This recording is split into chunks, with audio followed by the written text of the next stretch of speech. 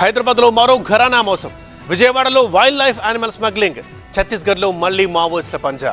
ఇలాంటి వార్తలను ఇప్పుడు 30 సెకండ్స్ ఫుల్ న్యూస్లో చూద్దాం.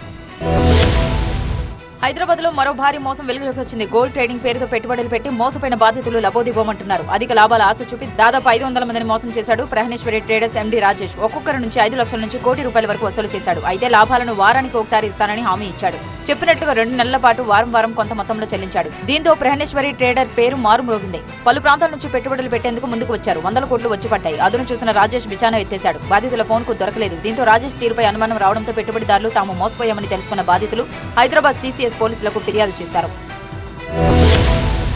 విజయవాడ కేంద్రంగా వైల్డ్ లైఫ్ యానిమల్ స్మగ్లింగ్ జరుగుతోంది. ఇంత పెద్ద మొత్తంలో వైల్డ్ లైఫ్ యానిమల్ స్మగ్లింగ్ పట్టుబడ్డం దేశంలో మొదటిసారని అధికారులు చెబుతున్నారు.